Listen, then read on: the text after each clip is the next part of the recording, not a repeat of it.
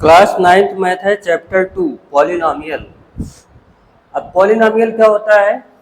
Such type of algebraic expression in which more than one term, तो होता है polynomial. ठीक है, मतलब एल्जेब्रिक एक्सप्रेशन आप सब ये क्लास 8 में पढ़े होंगे, तो उसको बताने की जरूरत है नहीं। तो जैसे अगर मैंने लिखा पी एक्स, इधर आप ध्यान दीजिएगा, जैसे x प्लस 2 है तो इधर जो वेरिएबल है वो क्या है? x। वेरिएबल क्यों? क्योंकि अकॉर्डिंग टू क्वेश्चन इसकी वैल्यू चेंज होती रहेगी x की, कभी 2 आएगा, कभी 3, कभी -4, तो इसीलिए इसे वेरिएबल बोला जाएगा। और 2 जो है इसकी वैल्यू तो कभी चेंज होनी है नहीं, आज भी नहीं, 10 जन्म के बाद भी नहीं, 2 तो 2 ही रहेगा, तो इसीलिए कांस्टेंट होता है। ये आपका क्या होता है? कांस्टेंट। बेसिक बातें हैं, ध्यान से समझिएगा। और ये आपका होता है वेरिएबल। ठीक है,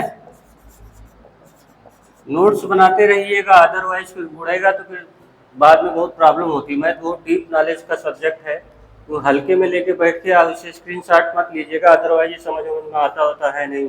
ठीक है, देखिए पॉलिनोमियल x है तो x प्लस 2 है, तो देखिए अगर यहाँ पे जो वेरिएबल यूज हुआ है उसी के हिसाब से बोला जाता है पॉलिनोमियल इन x। अगर इसे y यूज करना हुआ, अगर इधर लिखा होता है z प्लस 2, तो इसे बोला जाता है पॉलिनोमियल इन z।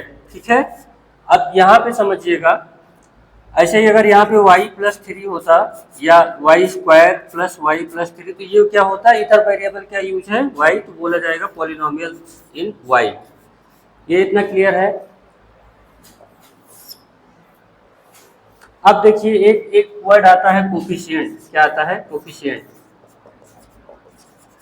अब जैसे कोई पॉलिनोमियल है इन x में, ऐसे लिखा हुआ है x cube plus x square plus x minus 6। ठीक है, तो पूछा जाएगा आपका what is the coefficient, what is the coefficient of x cube. तो कोफिशिएंट का मतलब होता है जो टर्म प्रेफर किया गया है एक्स क्यूब। एक्स क्यूब के पास में देखिए क्या है? नंबर, तो 1 है। मतलब कहने का मतलब जो जिस वर्ड टर्म की बात कर रहा है उसके पास देखिए क्या नंबर है। साइंस लीव नहीं करना है, +1 है तो +1 बोलिएगा, -1 है तो -1 बोलिएगा। तो यहाँ पे एक्स क्यूब का कोफिशिएंट क्या है? 1। ठीक है, मतलब ये समझ लीजिए जिस चीज के बारे में बात कर रहा है उसके बगल में कौन सा नंबर बैठ के काफी पी रहा है, ऐसे समझिए, वो हो गया कोफिशिएंट। और डिग्री की अगर बात किया जाए, डिग्री यहीं पे सब समझ लीजिए एक लाइन में। डिग्री जो वेरिएबल है आपका, उसकी हाईएस्ट पावर क्या है? आपका वेरिएबल एक्स है, उसकी हाईएस्ट पावर इसमें क्या है? 3, तो डिग्री हो जाएगी 3। डिग्री मतलब highest power of the variable, highest power of the variable. समझ गए? ये होती है डिग्री। ठीक है, और ये होता है कांस्टेंट 6। अच्छा, जितने भी कांस्टेंट होते हैं उनकी डिग्री क्या होती है? All constant number, all constant have 0 degree. कितनी डिग्री होती है? 0 डिग्री। क्यों? यहाँ पे देखिए एनीथिंग, कुछ भी हो, अगर उसकी पावर 0 कर देंगे तो वैल्यू आएगी 1। जैसे आपकी पावर 0 कर दे तो आप भी 1 ही बोला जाएगा आपको मैथ में। तो ऐसे ही 6 के पास कोई भी वेरिएबल रख के ऐसे भी तो दिखा सकते हैं। x टू द पावर 0 की वैल्यू क्या होगी? 1, तो ये 6 इंटू 1 ही हुआ। लेकिन मैंने देखो वेरिएबल तो दिखा दिया, वेरिएबल की हाईएस्ट पावर क्या आ सकती है? वही तो होता है डिग्री। तो यहाँ पे 6 में यही वेरिएबल सेट किया जा सकता है, तो इसकी डिग्री आएगी 0।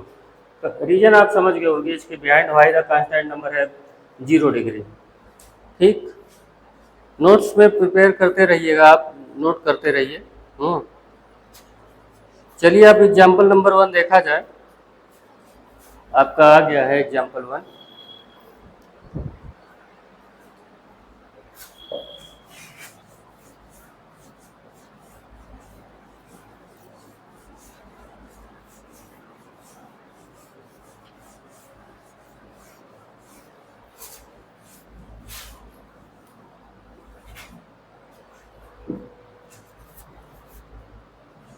एग्जाम्पल 1 है आपका, मैंने थ्योरी आपको बता दी है, अगर आप समझ गए होगे तो विद इन ए सेकेंड आप फटाफट बताएंगे डिग्री।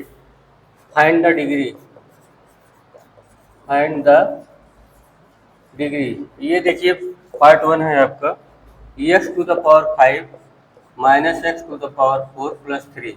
तो इसकी डिग्री मैंने बताया था वेरिएबल्स हाईएस्ट पावर क्या होता है, डिग्री। तो यहाँ डिग्री आपकी क्या आएगी 5, 5 4 में हाईएस्ट 5 हुआ। सेकंड देखिए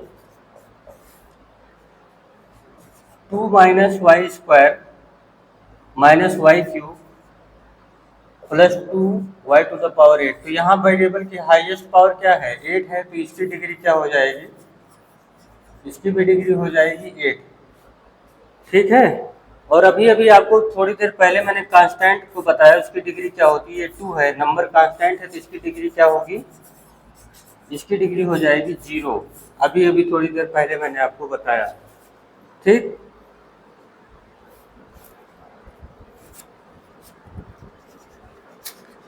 अब इसके बेस पे आपको एक्सरसाइज 2.1 करना पड़ेगा। कोफिशिएंट के बारे में, which of the following expression are polynomial in one variable and which are not. एक चीज ध्यान दीजिएगा, नोट करके रख लीजिएगा, नोट। यहाँ पे एक क्वेश्चन है, जैसे देखिए 3√2 3√t प्लस t√2, ये कह रहा है कि ये पॉलिनोमियल है या नहीं ना। Which of the following expression are polynomial or not। तो ये देखिए मैंने कहा कि वेरिएबल्स की जो पावर होती है वो इंटीजर होना चाहिए, फ्रैक्शन नहीं होना चाहिए। तो यहाँ पे t का पावर हाफ है, t का पावर क्या है हाफ है, तो ये पॉलिनोमियल कंसीडर नहीं होगा। आई थिंक ये क्लियर हो गया होगा। जितने वेरिएबल होते हैं उनकी जो पावर होनी चाहिए पॉलिनोमियल में वो फ्रैक्शन ना होने पाए। ठीक है, अगर फ्रैक्शन हो जाएगा तो उसे पॉलिनोमियल कंसीडर नहीं किया जाएगा। वेरिएबल्स की पावर जो होना है वो फ्रैक्शन ना होने पाए, होल नंबर होना चाहिए। क्या होना चाहिए, होल नंबर। होल नंबर आपको पता है, होल नंबर कहाँ से स्टार्ट होता है, 0 से। Whole number equal to 0 plus n, lecture start में ही मैंने बताया था, 0 प्लस नेचुरल नंबर। तो जितने भी वेरिएबल्स होते हैं उनका पॉलिनोमियल होने के लिए उनकी जो पावर है वो क्या होना चाहिए, होल नंबर होना चाहिए। ये क्लियर हो गया। चलिए अब एक्सरसाइज 2.1 कीजिएगा, अगर नहीं आएगा तो हम तो कराएंगे आपको फिर। ठीक है।